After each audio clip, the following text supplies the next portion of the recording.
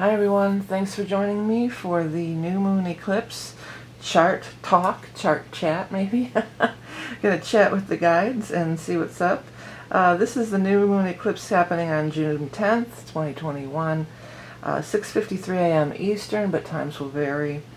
My name is Vickieverlie. I'm the rock and roll prophetess. I do psychic, intuitive, tarot, astrology, channeling, and all sorts of things. I do understand astrology, and I did study astrology, but now I've kind of, gotten past that initial studying phase, and I just kind of put it in my toolkit of intuitive tools, and ways of communicating through spirit. So if you're by the book astrologer, we may go off the beaten path. It's highly likely that we will. And if so, you might not want to watch if you're going to be real angry about that. Secondly, though, if you're not an astrologer at all, and you're like, what is all this? I'm not going to understand this. Hang in there, because I start with the astrology, but it gets more and more psychic, and I get more and more downloads as we get through the reading. Okay, so here it is. It's this new moon in Gemini, 19 degrees 47, moon conjunct sun, and we've got it with the node, and we've also got Mercury in there for a real tight conjunction. That's super powerful because Mercury is the ruler of Gemini. Oh, I didn't do the right kind of chart. I didn't have time. This thing was all messed up for some reason. I wish I had my Maynard. I know I keep saying that. But I had to rerun the chart real quick, and I didn't have time to put that little chart in that I always put in there. But it's the ruler of it. So that makes it really, really powerful. Gives it a lot of extra oomph, if you want. So it's all Mercury, third house, Gemini stuff that is starting now. Or it would be beneficial to start now, or it could be powerful to start now. So what is that? So it's Mercury, third house. This is communication. This is short distance travel. This is writing, speaking, talking. This is your neighborhood. This is like your car, if you want to look for a new car, things like that, or get your car fixed. Well, wait till the Mercury's out of the retrograde, though. It's still retrograding. But, it's all things like this. So the fact that Mercury's retrograde is going to have an impact on this, I would imagine. So it might just be because Mercury in the third house, everything I just mentioned, this all rules the mental mind. So this could just be like getting the ideas straight. You might be like getting all the files together, getting all your notes together, getting it straight, making a plan that you might want to implement a little bit after, after Mercury goes direct. But it's really about getting clear about things. And with the Mercury retrograde, it could be absolutely getting clear about things from the past. You could hear from people from the past. And eclipses usually are kind of like a jolt, so it could be like you hear from somebody, you run into somebody, it's like, oh my God, I haven't seen them in years, or it could be very surprising, or, things like that. Because it's also in this 12 degree, this is in orb with the Uranus, and Uranus is the higher octave of Mercury. So there's an element of surprise or shock, But when I say shock, it's not like shock in a bad way, I don't feel. It's not like, oh, that was some horrible thing happened. Gemini energy in general is very lighthearted, happy-go-lucky, a little bit on the happy-go-lucky side, sociable. Could definitely be getting, making some plans to be sociable after being in lockdown for so long. For many of us in the Northern Hemisphere, a lot of these bans are being lifted. We're able to see our friends and go places and do things. And so even if you're not going and doing, you could be making your plans. You could be getting your tickets for that summer concert or, sports event or whatever you're into. I just heard the regalia. Okay. Well, I don't think I'll be attending any regalia, so it's not for me. It's for somebody else out there. Oh, well, who knows? I'm not going to say I'm not attending any regalia. Who knows if I will? But and that's not just anything really in the spectrum of my my experience thus far, anyway. The other thing about it is it's got a nice trine with Saturn, and trine is a harmonious energy. Trine is, I'm hearing aids and abets. This is going in a very strange direction here. I don't know if you want to be aiding and abetting anybody, and that has negative connotations too, but yeah, but it would, they go hand in hand. They can help each other. And Saturn is not always the downer everybody wants to make it out to be. You need Saturn. I always say Saturn rules the bones in your body, and without the bones in your body, you'd be a lump of organs and flesh laying on the ground. You need structure. You need foundations, which Saturn rules. So you could be setting up a very nice foundation or a very long-term foundation, for something that could last well into the future. When things are established under a big Saturn aspect, it could be something that's going to last a Saturn cycle, and we're talking like 28 years. The minimum, it would be like a fourth turn, so like 7 years. 7 times 4 is 28. It's like a quarter turn. Saturn's also retrograding at this time too, so again, this brings back into going over things from the past. Retrograde, you don't have to shut your whole life down in retrograde, and I never do. I never let it really impede me at all. I always think back to my my brother. Years ago, he bought this car. And I was like, oh man, you shouldn't have bought it. It's Mercury retrograde. That's you shouldn't have bought it. You're gonna have all kinds of trouble. You never buy a car in Mercury retrograde. I was, reading him the Riot Act to give him the long list of why he shouldn't have did it.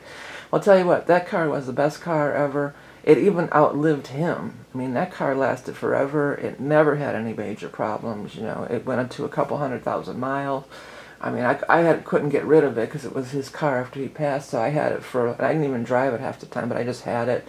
And that thing lasted forever. I mean, it might still be on the road for all I know. I finally sold it to another friend of his, but he bought it on a Mercury retrograde, and that's like the top of the list. Don't buy a car in Mercury retrograde, and it lasted forever. It was a good car. So, because here's what it was, this mind over matter, is he said, well, I don't believe in that shit. And so therefore it didn't affect him, So that could be another aspect of it. I mean, that's maybe why that whole memory came through, is like mind over matter. You could really use your mind and mental powers to manifest anything, even something with Saturn that might seem hard or insurmountable, or maybe you have to go up against the man or whatever, because Saturn can be, quote unquote, the man, You might have to go up against the powers that be, and maybe not even go up against it. Maybe you might be surprised to find out with this trine energy that they would be willing to work with you, or they would be willing to help you.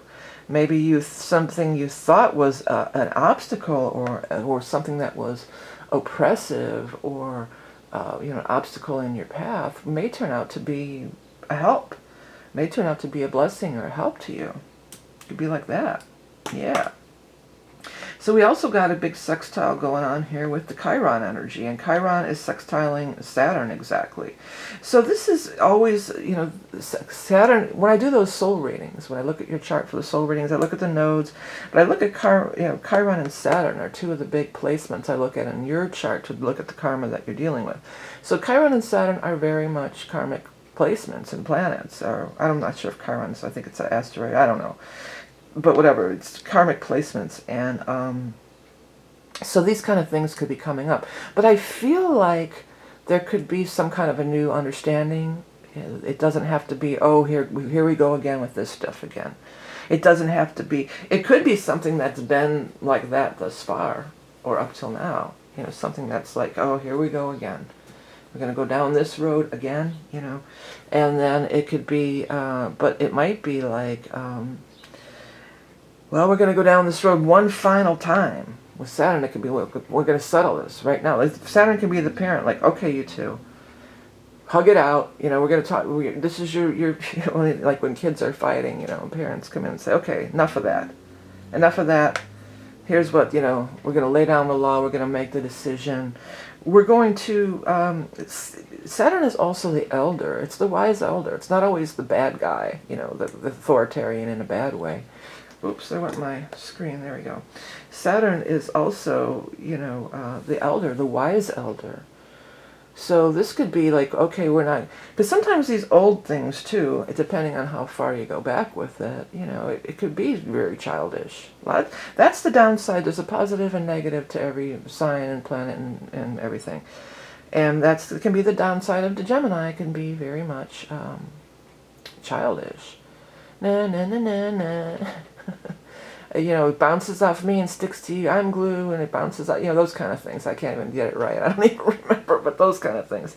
I'm rubber and you're glue. It bounces off me and sticks to you, or something like that. That's kind of like the, they can come up with. And Gemini's, the negative side of, Geminis are good in an argument. They're good debaters. They're quick-witted. They come up with those quick lines, But it also can go there. Sometimes it can go there. And you don't have to be a Gemini for this to be the thing. I'm not trying to, poke at Geminis. We're talking about the overall Gemini energy. And we talked about how it's very positive for communicating, writing, and everything. But it can be childish. And I just keep hearing na na na na na na na na na na. So if it's some old thing that's na na na na na going on, na na na na, hey hey hey, goodbye. I guess that's exactly right. Goodbye. It could be, goodbye. You could come at it from a more Saturnian thing in a positive way, and be like, you know what? This is so silly. This is so childish. I'm too old for this shit. Basically, I'm getting too old for this shit. And just seeing things, but anytime you have those kind of moments, you really kind of have to step out of the situation and step out of yourself when you have those moments where you're seeing these things from a higher perspective. And that's not usually the case with the Gemini energy. It's in the first 3 houses. It's very much, it could be in your head, it can be in your head. Na, na, na, na, na, na. What's that song? Oh, I'm losing it. In your head. In your head. It's some song. It's like it's not a classic rock song. It's more recent. I don't know. Something Mommy or Tommy in your head. I don't know. If anybody recognizes it, put it in the comment. And if anybody recognizes it, and you put it in the comment, just look and see and make sure it's not already in the comment. We don't need it in the comments 50 times necessarily, okay? Maybe somebody else beat you to it, but, The reason I'm trying to catch these songs when they send them to me is because often there is if you haven't seen my videos before, often there's a message in the songs, and so often there's a message in the lyrics or in the songs, so that's why it sometimes can be helpful. When they send me these songs, they're not just riffing, if there's a word, let's make it into a song. Often I'm being led, that's how they lead me in, to get this higher message, Yeah, so this Chiron stuff, where maybe it's some long-term thing, and even though it's childish, it can be hurtful. It can be hurtful. Even as adults, when people say shit about us, what's new, what's the new na is social media, right? Yeah, people say shitty stuff on social media all the time. Or just want to pick an argument with you because you're trying to have a discussion or you're trying to say something and they want to just jump all over your shit. No, you're wrong. That's why I say right at the beginning of this video, if you're an astrologer who feels like they have to correct me, then move on. Hey, goodbye. Because this isn't about anything. There's no rules here with me. We're just tuning in and we're just getting vibes. I'm using the chart as a scrying tool or a jumping off point for higher guidance to come through. So you're not arguing with me, you're arguing with higher guidance, okay? And that's another downside of that Gemini energy. You can get really much, well, I want to see the proof, and, this is what this book says, so therefore this book is right, and blah, blah, blah, blah, blah, blah. I had a friend years ago, and I was just starting to do this kind of thing. I mean, I was a reader forever. We met at the psychic fairs. That's how we became friends. But I was just starting to go down my own path and just do this. And she would, anytime I would do that, we'd be talking. And anytime I would do that, that's not what the book says. She was always like, the book. And I'm like, well, somebody wrote that book. That's not, the book isn't. A person wrote that book. That's one person's perspective, the author of that book. That doesn't mean that that's the whole thing. I mean, and then you could even get into it, with the books. When I was saying that, I was thinking about the book of the Bible or the Quran or the different religious books and how people really get into. Wars are fought over this stuff because of what their book says one thing and the other book says another thing. I think Libra is more books, but Gemini is like the writing of the books and things like that. But getting back to this. We could come from a higher perspective and just have many times when I have these big aha moments of long-standing, because Chiron and Saturn can be long-standing for sure, And many times when I get these, big aha moments, I usually laugh about it. I'm like, I can't believe, it's just like, it's so funny. It's just like, how silly. How was I so worked up about that? You just, when you finally snap out of it or pull yourself out of the being, rolling that in your head over and over again, you snap out of it and it's just like, oh, jeez. And I think that's a lot of what this Saturn-Uranus is doing too, the Saturn-Uranus square, Things that Uranus, the ruler of Aquarius, has come in here with this Saturn, and these things that we've been fixated on, Uranus is like, now come on, Taurus, get real. Is it really that? Is it really that serious? Is it really that serious? And Tauruses, they're always they'll have a good laugh about it. Speaking of this Uranus, we've got the Ceres conjunct it. So a lot of abundance can come from thinking outside of the box. A lot of abundance can come from trying things in a different way. Just ask yourself, well, how's anything that's bugging you and you're constantly in a snit about, is what I want to say. That's also not my words. But you're in a snit about, how's that working out for you? Is that making your life happy? Is that helping you in any way? Is it helping you to feel better? Is it, or is it making you miserable? You can get fixated on stuff. There's another cool stuff. Look at this. What we've got going on. We've got the Venus conjunct the part of fortune. I like that energy a lot. And that's also doing a nice sextile with the Uranus. It's squaring with the Chiron. And what else? Anything else? Nothing. Well, it's a trine, loose trine with the Jupiter. But I just really, really like this energy. That's really, what I'm hearing is the goose that laid the golden egg. Well, that sounds like a good thing. So things could be whatever's resolved here, or whatever you're latching onto or thinking about or planning to connect with, or your next big move with the Saturn thing. It could be the goose that laid the golden egg. It could be very, very fortunate for you. It could be very healing for you, because Cancer energy I always think of as the healer. It's one of the healing energies. And it could be very healing, and there could be a fortunate outcome. There could be a fortunate, and again, there's an element with the part of fortune. There's definitely like an element of surprise attached to that part of fortune. But again, it's this happy surprise, It could be, if you're looking for love, it could totally be like some surprise love thing, and it could be better than if you've been pessimistic about love, or you've been hurt by love. Now I'm hearing that. Oh, I've been hurt by love. I'm just a fool for a pretty face. That's like a metal song. I've been hurt by love. Been a fool for a pretty face. Well, I'll tell you another thing here with this Saturn energy. This could be, somebody of more of substance. And I know some of you out there are like, well, I'm not going to go bang some ugly dude.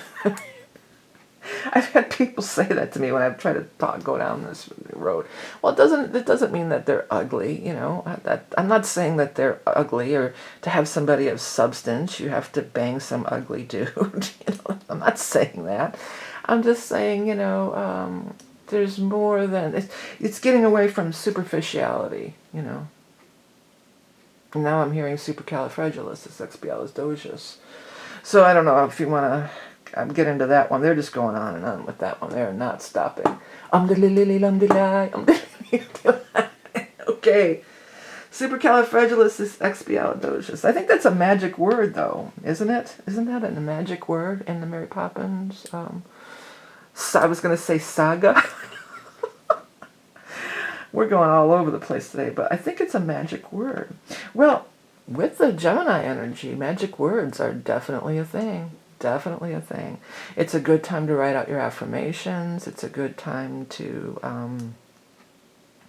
write out a spell if you do that, a spell or an affirmation. Affirmation is a spell. If that freaks you out when I say the word spell, I mean, affirmation is a spell. The magic words. I think I said that in the Gemini tarot reading this month about your words that have magic. And I think that's why they were coming through with that supercalifragilistic thing. That is magic words. Words are magic. So choose your words wisely. It could be another thing of that. Here we go. We've got this also, what we've got going on here is we've got the Neptune Pallas conjunction, and this is making a square here with this. And squares, you know, can be troublesome. Squares can be it's aggravating a situation, but Pisces energy is not aggravating. You know, Pisces energy is so subtle that you miss it half the time. You don't see it, you don't hear it. You can go right by. Now I'm hearing another one. What's that song? Walk on by, walk on by. Dun, dun. I'm jumping into another song, but there's an old tune that's like maybe Motown era. Walk on by. Well, maybe some of you need to walk on by, but where I was going with this was that it can just pass you by. You might not notice it. It's subtle. It's quiet. It's intuitive. It's subtle. When it makes a square, it could be like, you know, here's your mental mind. Hello, mental mind. I'm talking to you, you know. Hello, McFly.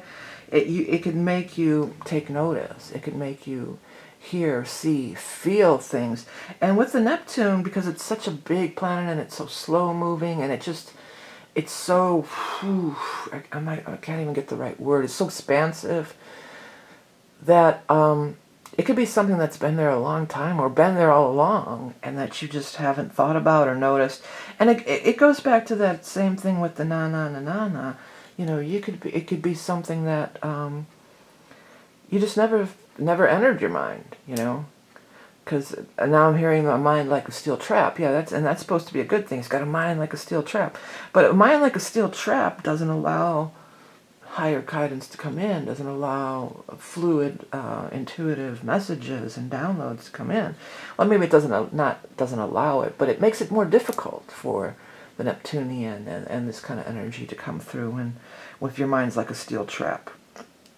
So the Neptune can be a good thing.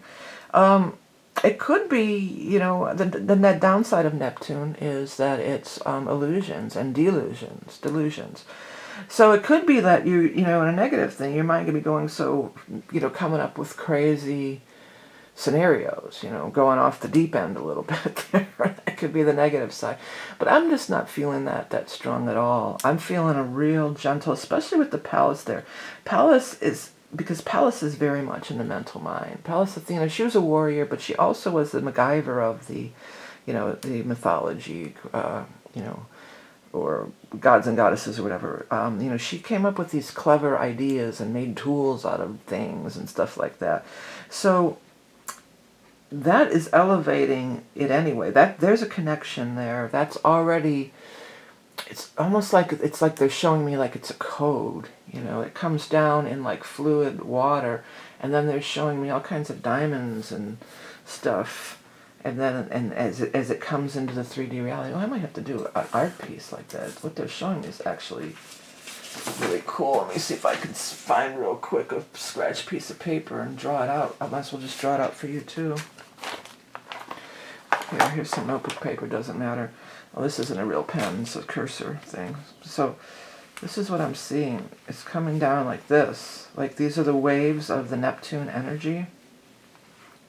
And then as it gets into here, it's sort of rippling, but then it's like turning into diamonds. And then as it turns into diamonds, this is the point of transformation.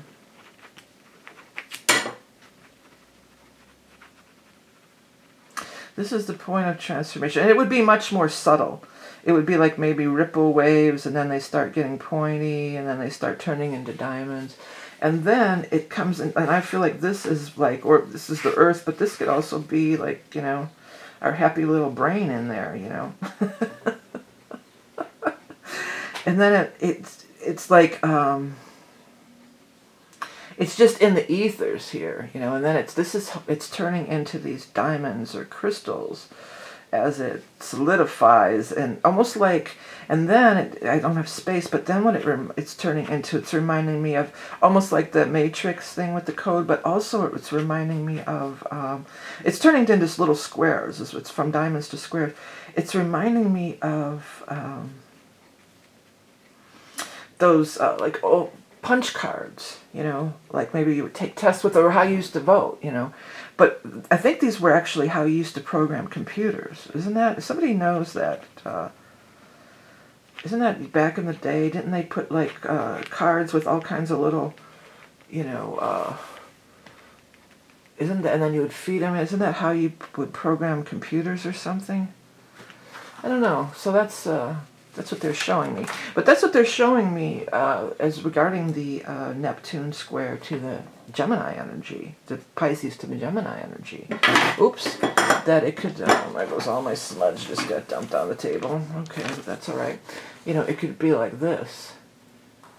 And this square, this is the point of transformation, or now they're saying it's the point of interpretation. But it's like translating it into another language that's more cognitive for our brain or something to grasp or understand or program or, you know, something. I don't know. Well, we sure didn't stick to the book on this reading, did we? We went all over the place. But it is a powerful time. I mean, I've got some ideas that I want to start on this time frame. Even though the Mercury is retrograde, I'm going to go for it. And I'm hoping that, you know, it's going to be my goose that laid the golden eggs, and I'm hoping that it'll be, you know, long-term longevity for me and for you as well, for all of you. Real quick reminder, I want to let everybody know, yes, I do have the soul readings. If you're more into astrology type of readings, I do have the soul readings, but I'm also, only for the end of this month, I'm offering that solstice reading. And what I do with the solstice reading is a bi-wheel. I put your chart in the middle, and then I put the ingress, or the solstice, or what I'm calling it now, what I got not too long ago, is it's the birth of the season. And the birth of the season is a very powerful time, and everything in that chart is a snapshot of the energy. So if you want to see how that would compare to your chart and play out, and then I also throw in an animal totem, yeah, that'll be available. You can find all that information on my chart. If you're going to start some writing, I have those beautiful journals that I happen to have one right here. I'll grab it. I'm just going to give it to my daughter, but okay. You know, I did a bunch of my artwork on these journals, so if you want to start some journaling or manifesting or writing even, you know, I really find writing by hand. When I write when I'm doing my channeling for my books, I'm on book 2 of the Transmissions for Humanity, I take a notebook and I write it by hand. I just feel like that has much more power. Even just now, you know, I grabbed the paper and pencil. I don't know if that's just because that's how I was raised, possibly, but I think that there really is, talking about the magic words, I feel like there really is some magic into actually writing it down, and it not just being data in a computer. It's actually written down. But maybe that's just me. I don't know. Anyhow, thank you guys so much for tuning in. I appreciate everybody and all your support for everything that you do, purchasing all my wares, liking, sharing, commenting. Everything that you need to know is in the description below. I put everything down there, so there's no need to email me or contact me. Unless you've gone through the description and you see that it's not, the answer's not there, then by all means, yes, I'm open to emails. But I get a little irritated when I'm answering questions that are in the description. Please look in the description before emailing, and I do appreciate you. If you like my stuff, please hit the subscribe button and like and share. That goes in the YouTube algorithm. Let's get this stuff in the algorithm of the YouTube.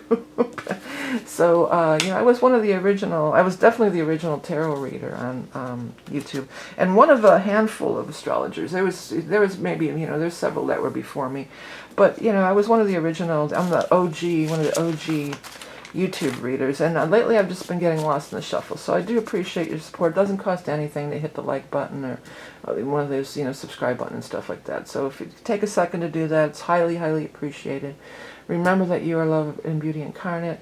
Remember to this is a powerful time for creation. This whole month is powerful because, you know, 10 days later we're going to have that, you know, birth of the season. So we've got this whole time frame. Some powerful mojo is at work. So don't let it have its way with you. Have your way with it. Harness the power of it and use it to your own advantage. Okay, everybody. Thanks for tuning in. We'll talk to you again soon. Bye.